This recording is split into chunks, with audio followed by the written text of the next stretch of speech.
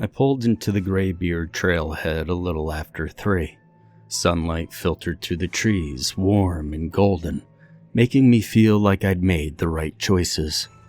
The mountains stacked up in layers, blue, then deeper blue, then almost black at the peaks.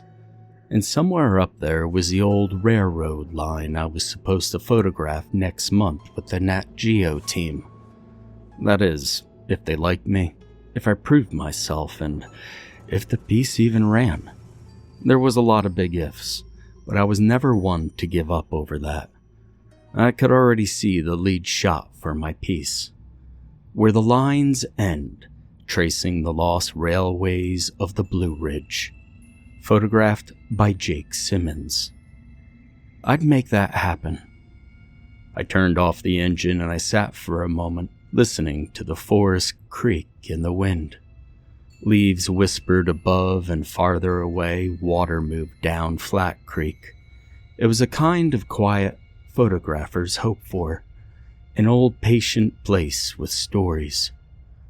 Growing up, my stories came from strip malls, bus stops, and the back of my dad's roofing truck. I didn't see mountains until college, and I didn't get a camera until after that.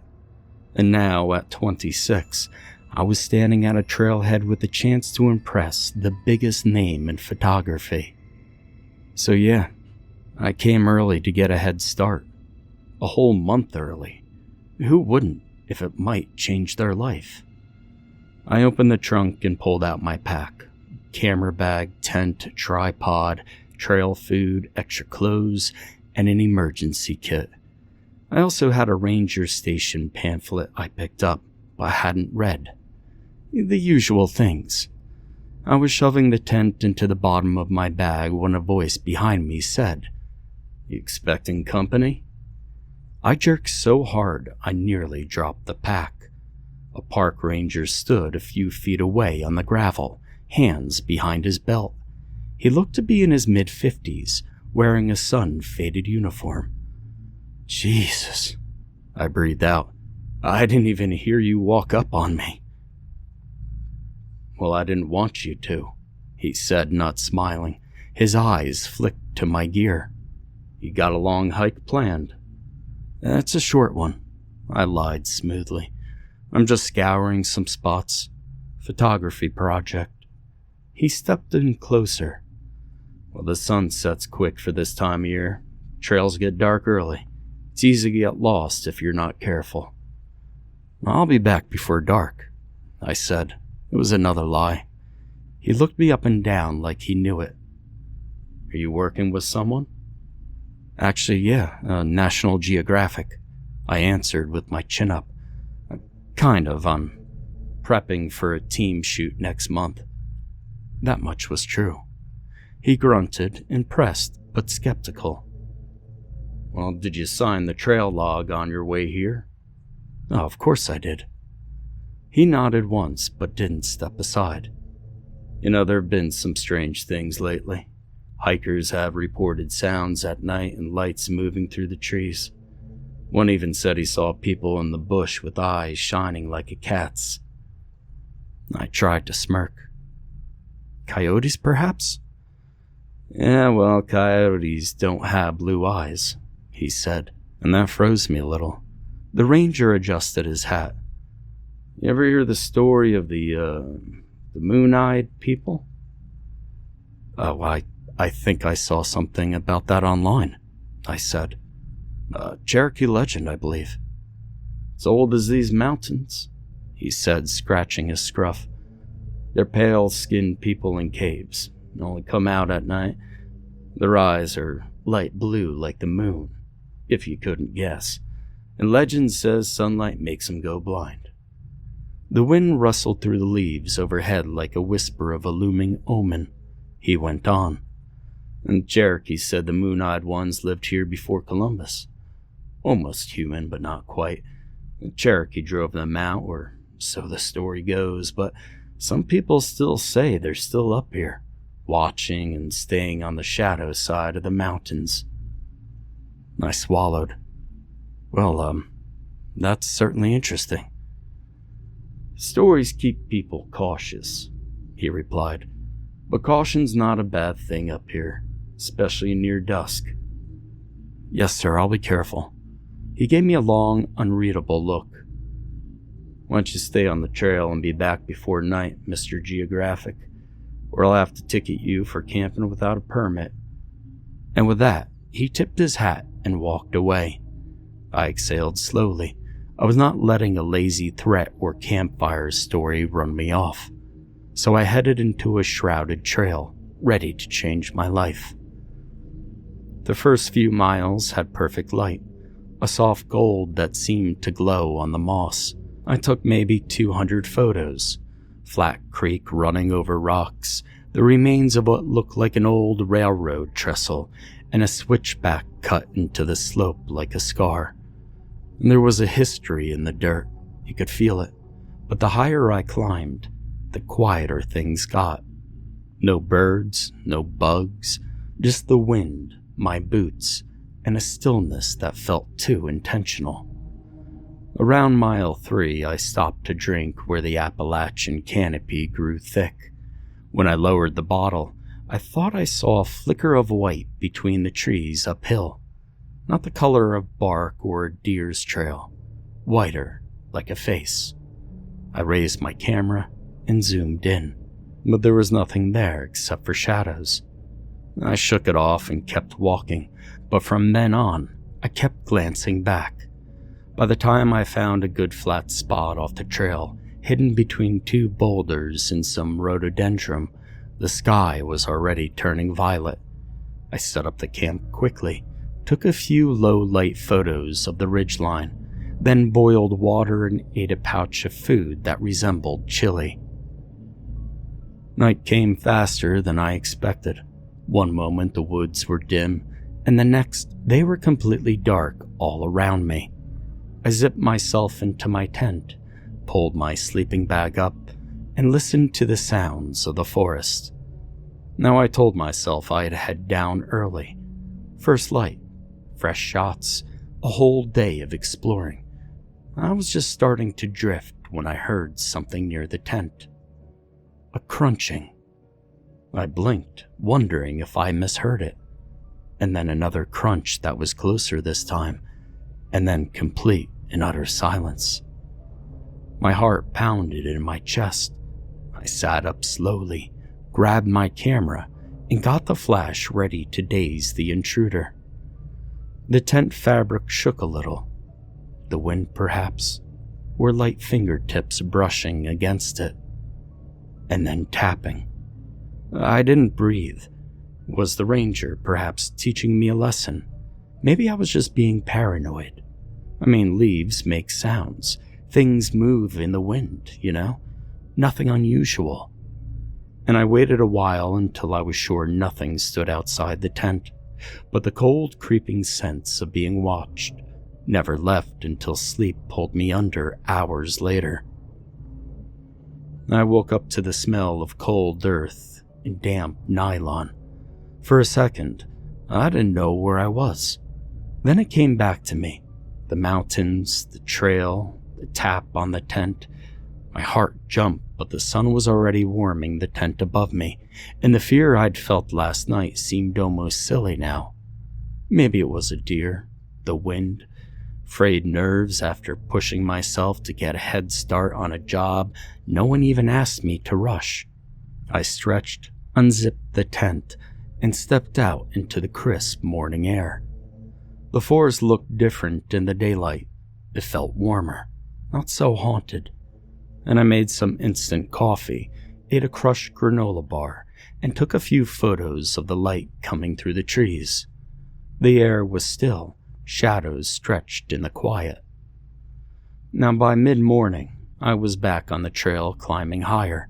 The path narrowed and twisted, inviting a strange feeling to creep back in.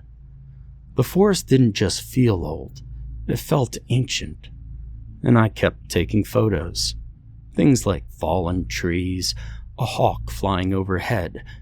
I started to feel good again. I'd made the right choice. My name could be on something important.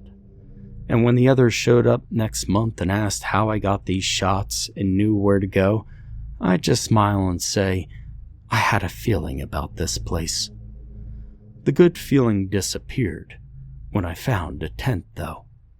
It was just off the trail, hidden behind a curtain of overgrowth and a stand of crooked trees.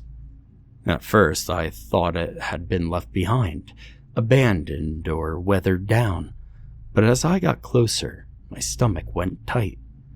The tent wasn't old. It was torn.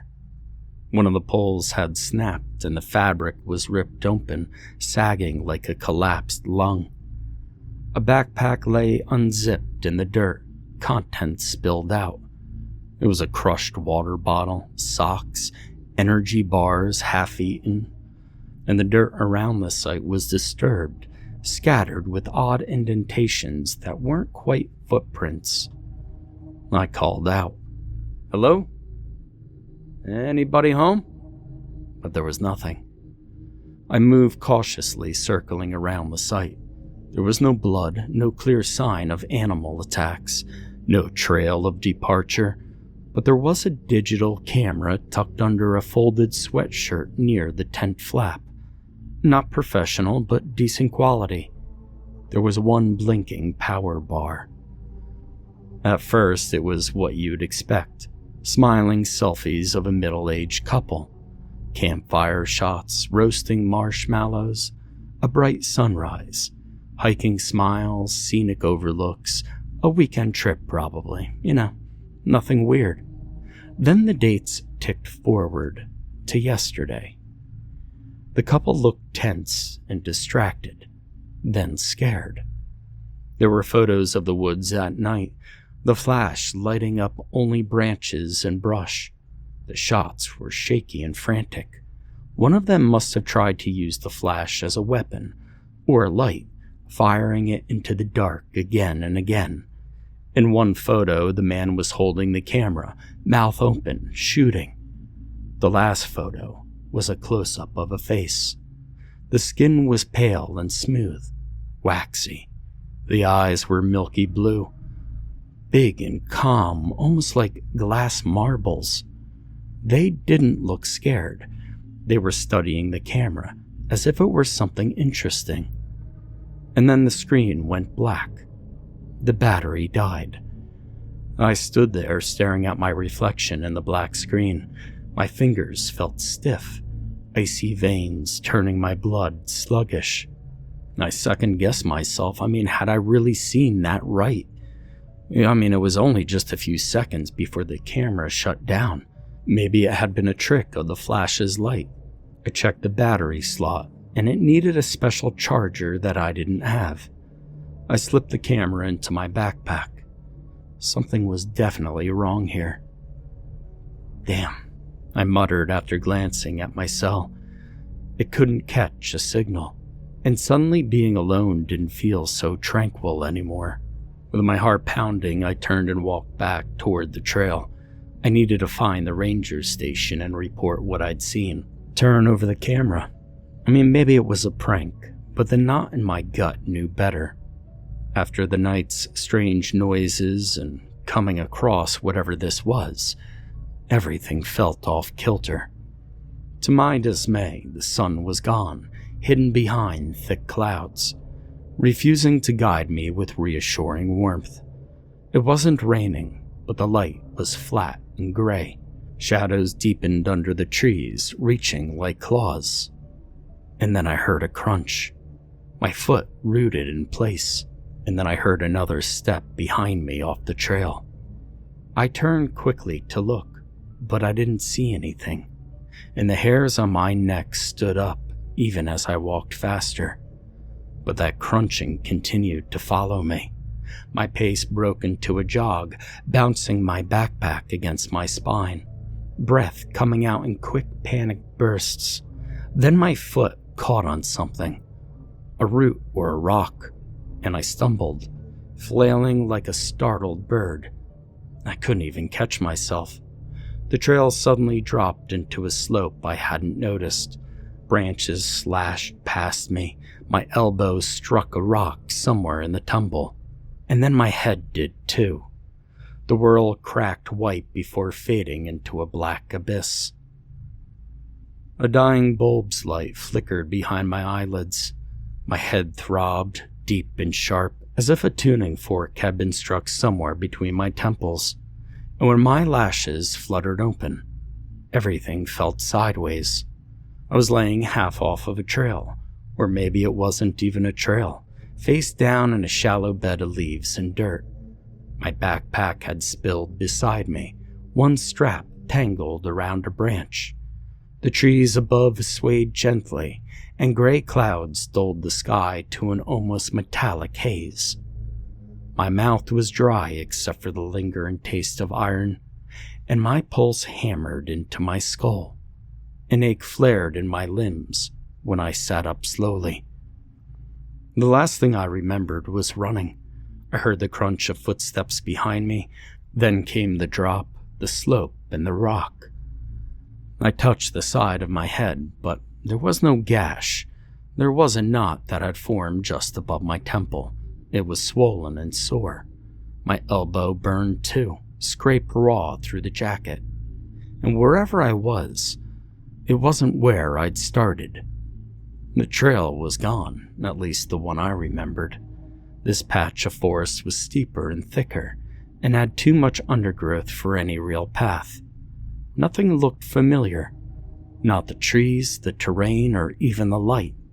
It was like I'd fallen into a different part of the mountain entirely. I pulled out my phone, but the screen was cracked in the top corner, and the battery was down to 9%. No bars, of course. Thankfully, my camera had survived the fall mostly. A little mud on the lens hood, some minor scratches, but when I flipped it on, it lit up like normal. I dusted off my pack and ran my hands over my limbs, checking for breaks. Everything seemed intact, and nothing in the woods around me felt immediately wrong, so I started picking my way through the trees. And again, an eeriness seeped through my clothes and sent a shiver throughout me.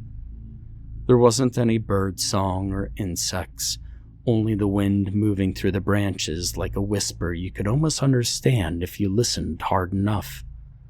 And then a ridge rose up in the distance.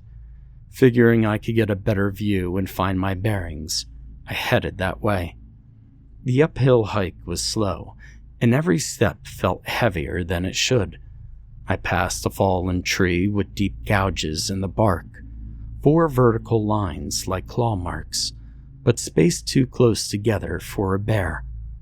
Probably weather damage or perhaps bugs. A few minutes later, I spotted something stranger though. A nest woven high in a crooked pine, tightly packed twigs and moss. A strip of bright orange fabric that was tangled into the edge like a shoelace. The sun was getting closer to setting, and I had no idea where I was. But eventually I found the top of the ridge, but it offered no clarity. Just more endless, indifferent trees. And also boulders. They jutted from the earth in a semicircle like broken teeth. They weren't huge, maybe the size of a small car, but they were oddly smooth. Not the kind of jagged rock you see scattered on the trail. These looked sculpted somehow. Curious, I stepped closer. Despite the concerning circumstances, the photographer in me wouldn't keep still. I snapped a few photos, trying to think what the boulders could be. Maybe old Native American ceremonial grounds? Maybe colonial trail markers, but neither made sense. But so didn't the boulders. One of the rocks had a strange shape, 2 small punctures side by side, both round and perfectly spaced. They looked like eyes. I knelt in front of it, examining the surface. The stone was weathered, but the holes weren't natural. They were too clean and precise. Definitely not random erosion or animal burrows. They appeared to be eye holes, staring straight out from the rock, like the whole boulder had been hollowed out to watch something or someone. I leaned in closer, squinting into the left hollow where there was nothing but shadow. Then the right, and something flashed. I recoiled, heart slamming in my chest. For a second, or maybe even less, I thought I saw eyes in the dark. Blue and milky, huge eyes. I blinked hard and looked again, but they were gone. Only empty darkness. The wind picked up right then. It was colder now, and I realized I'd stopped breathing. My skin was slick with sudden sweat, though the air nipped beneath my clothes. I was freaking the fuck out. I backed away from the rock. It didn't move. I mean, of course it didn't. It was just a boulder, a weird, hollowed-out random boulder with eye-shaped holes. But I told myself it was just a trick of the light, perhaps a reflection. Maybe I'd startled a bird, or the shine came from a water droplet catching the gray sky. But whatever I told myself, I didn't even believe it. Because the moment those eyes met mine, I didn't feel like I'd discovered something. You see, I felt like I was found. I grabbed my pack, I turned, and I started down the other side of the ridge without a clue as to where I was going. I just knew I needed to get away from that place. Whatever was watching me wasn't done yet. Neither was I. As the sun began to dim, the ranger's voice echoed in my mind. You ever hear a story of the blue-eyed people? Some people still say they're up there, watching and staying on the shadow side of the mountains. Now I ran, not caring where I ended up. I just needed to get away from those boulders and those eyes. Branches hit my arms and shoulders. Thorns scraped at my jacket. My breath burned in my throat, sounding too loud in the quiet. And then something moved behind me. It wasn't loudly or clumsily. It was more of a soft, careful rustle that kept pace with me, slowing and stopping whenever I did. I spun around with my fists balled up. But I didn't see anything but trees in sight. But yet that whole forest felt occupied.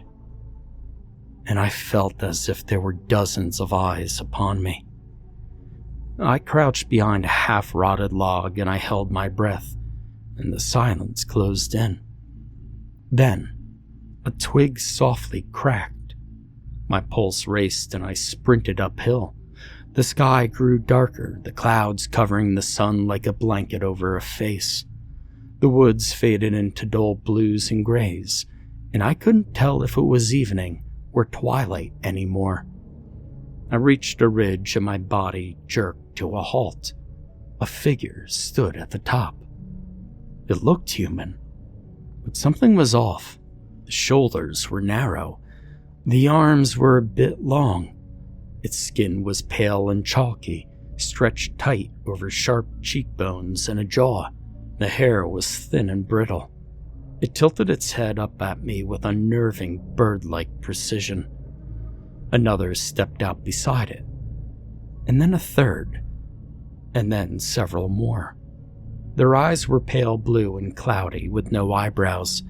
The irises almost blended into the whites. Their lips were thin and colorless, hardly visible, and they were all completely expressionless. I staggered back straight into something behind me. Hands grabbed my arms. They were thin and cold as stone, but far too strong. Not muscular, just tight and unyielding, like a metal cable pulled tight. There was no shaking or effort. It was just pure strength. "Let go," I yelled, kicking a solid body. The figure didn't move or make a sound. Hell, it didn't even react at all. And then more hands started to grab at me, one around my waist, another catching my wrist as I swung. My limbs were useless against them. "Get off me," I screamed. Desperation tore through my raw throat, and one of them leaned in, bringing a musty, damp smell with it. This thing stunk. Now up close, its skin looked smooth and poreless, almost like a wax candle. Its eyes stared at me, unblinking and reflecting no light. Then I noticed a bracelet on it, a simple gold band, and my stomach dropped. It belonged to the wife from the photos that I had seen earlier.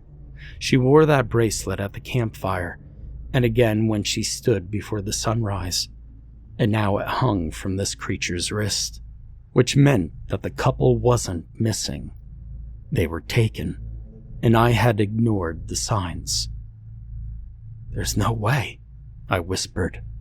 The creature with the bracelet reached out and touched my cheek. Its fingers were cold and careful, as if I were just a specimen.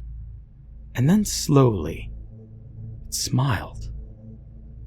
Its lips pulled back farther than any human mouth could. Its teeth were small and jagged, and something inside me snapped.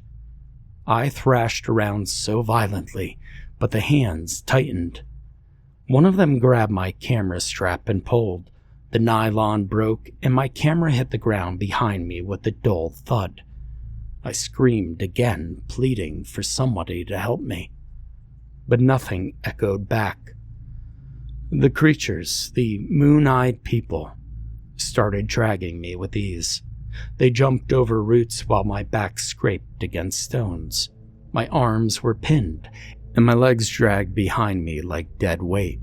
I grabbed at the branches on the ground and anything I could hold, but the force gave me nothing. And as these creatures dragged me deeper under the trees, the last bit of light vanished behind the closing branches. Now I blame myself for coming alone, being impatient, and ignoring the ranger's warnings. Stubborn and foolish, I had walked right into this trap. And I didn't know if I'd ever make it out. Now they hauled me through those woods like a sack of gear. My boots left deep marks in the leaves. My jacket caught on the underbrush, and I lost the gloves somewhere along the way. I kept trying to fight back, twisting and shouting, but they had forced me to drink something. It tasted bitter and metallic, and whatever it was, it spread through my veins like oil, numbing everything. We entered a clearing surrounded by an ancient stone, and in the center was a half-buried structure, low and sunken and wide like a forgotten tomb. Vines covered most of it, but the dark doorway was still visible, and they dragged me inside. The air was thick and cold, and it was heavy with the smells of rot and mold. Carvings covered the walls, showing thin figures bent over others, their eyes round and shining. The torchlight flickered, making long shadows stretch toward me. They dropped me next to a flat stone slab.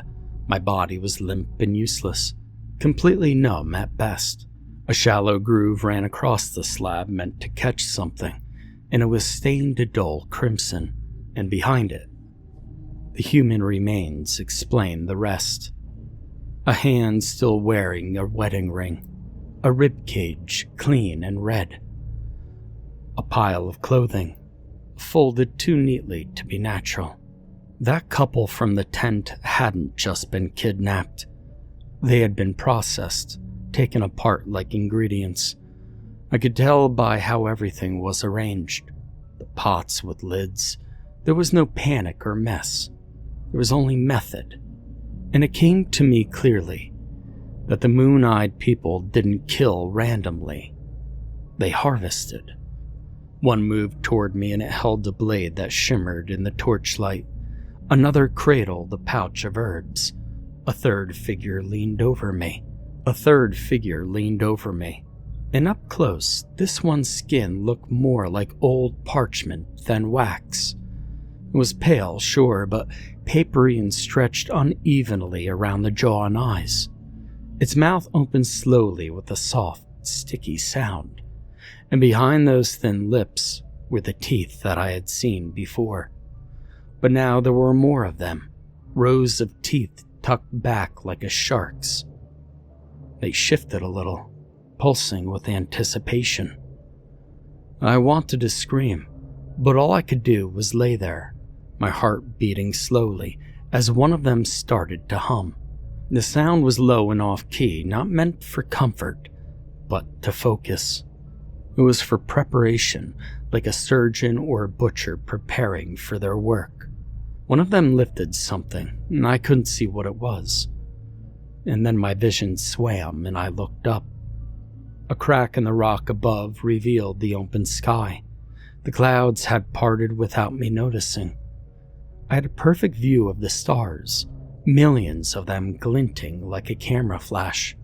There was a quietness to it, as if the sky didn't care what happened below. And for a moment, the horror faded. The night was beautiful, still, and endless. And if I had my camera, I would have taken the shot right then. The stone walls, the sky above, and the shapes below were all in sharp contrast. Good enough to make the cover of National Geographic. And that was the last thought I had before everything went dark. But I wasn't done yet, and I almost wish I was. You see, I woke up some time later. The cave was completely clear, not a moon-eyed creature in sight, no evidence of the camping couple either. Hell, there was no evidence of anything. I suddenly felt a sharp pain in both of my hands, and that's when I realized I was laying in a pool of my own blood. Those creatures had chopped off both of my ring fingers and my pinkies.